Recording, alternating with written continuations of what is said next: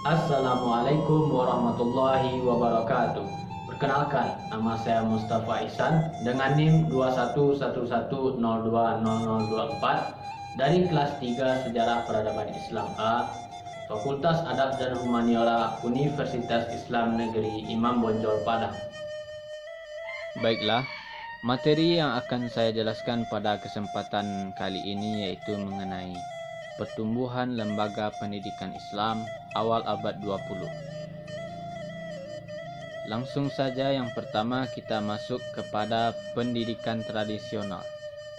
Seperti yang kita ketahui, ada beberapa lembaga pendidikan Islam di Minangkabau yang berdiri pada awal abad 20. Yang pertama yaitu Surau. Surau merupakan sebuah lembaga pendidikan tertua yang ada di Minangkabau. Surau mulai berdiri dan berkembang di Minangkabau jauh sebelum masuknya agama Islam ke Minangkabau, tepatnya pada masa Hindu dan Buddha. Namun, surau berubah menjadi lembaga pendidikan Islam setelah Islam masuk ke Minangkabau. Di surau, kita akan diajarkan berbagai macam ilmu pengetahuan dan keagamaan seperti ekonomi, ibadah, iman, akhlak, tasawuf, filsafat, petatah petitih adat. Selain itu, di surau kita juga akan diajarkan ilmu bela diri khas Minangkabau, yaitu Silek sebagai pertahanan diri pemuda-pemudi Minangkabau pada masa itu dan sampai saat ini. Sistem belajar dan mengajar di surau adalah sistem halaqah, di mana sistem ini adalah sistem belajar dengan cara duduk melingkar dengan ustadz atau guru di tengah-tengah lingkaran sebagai pemateri dan murid sebagai audiensnya. Selain itu, pembelajarannya juga lebih memakai huruf Arab namun beraksara Melayu. Salah satu contoh surau yang saya angkat pada ringkasan kali ini yaitu Surau Tuo Kayu Jao yang terletak di Jorong Kayu Jao, Nagari Batang Barus, Kecamatan Gunung Talang, Kabupaten Solok, Provinsi Sumatera Barat.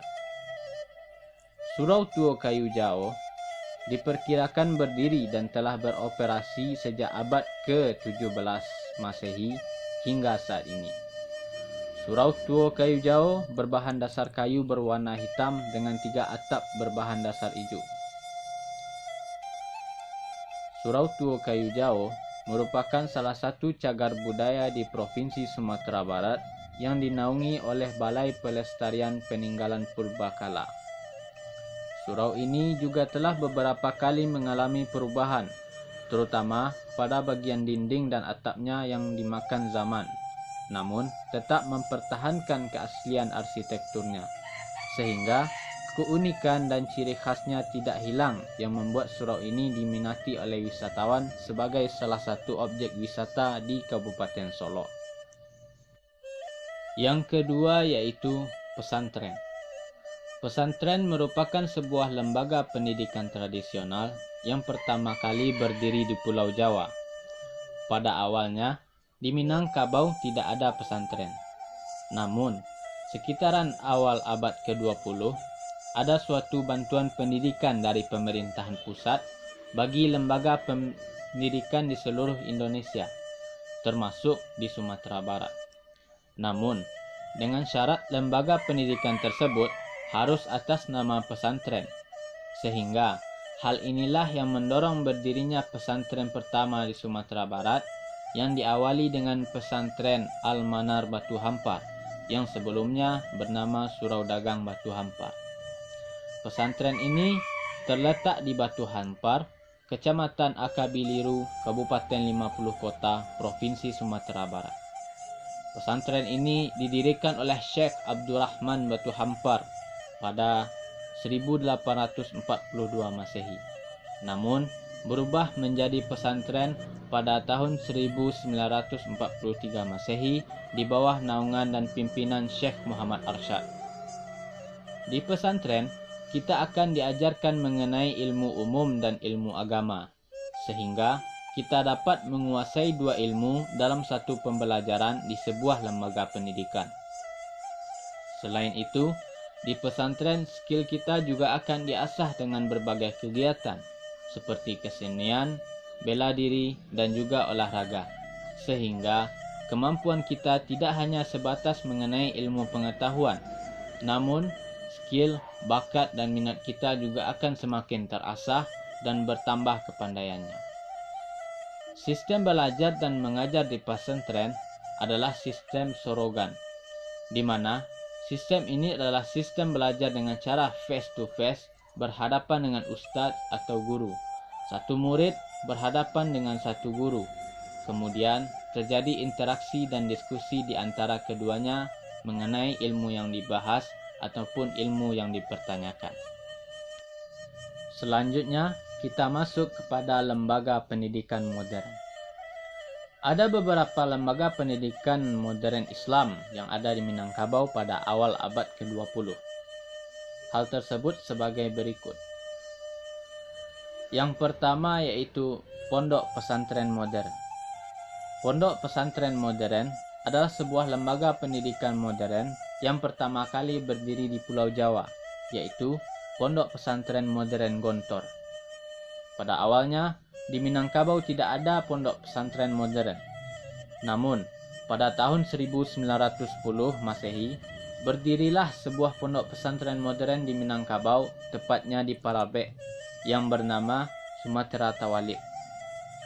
Pondok Pesantren Modern Sumatera Tawalib merupakan sebuah lembaga pendidikan yang bertempat di Manuhampu, Kabupaten Agam, Provinsi Sumatera Barat, yang didirikan oleh Syekh Ibrahim Musa.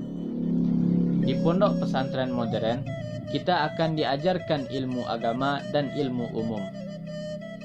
Selain itu, kita juga akan diajarkan bahasa asing untuk mengikuti perkembangan zaman yang semakin pesat dan semakin maju. Di Pondok Pesantren Modern ini, skill kita juga akan diasah dengan berbagai kegiatan seperti kesenian, bela diri, dan juga olahraga. Sehingga kemampuan kita tidak hanya sebatas mengenai ilmu pengetahuan dan ilmu agama, namun skill, bakat, dan minat kita juga akan semakin terasah dan teruji. Sistem belajar dan mengajar di Pondok Pesantren Modern ini adalah sistem kurikulum, di mana sistem ini adalah sistem belajar dengan cara mengikuti standar belajar dari pemerintah, serta belajarnya dengan cara murid duduk di bangku berbanjar ke belakang dengan mendengarkan guru atau ustaz menerangkan pelajaran di depan. Yang kedua yaitu madrasah. Madrasah adalah sebuah lembaga pendidikan modern yang pertama kali berdiri di Minangkabau. Hal tersebut diawali dengan berdirinya dan berkembangnya sebuah lembaga pendidikan yang bernama Madrasah Adabiyah yang didirikan oleh Syekh Abdullah Ahmad pada tahun 1909 Masehi di Kota Padang.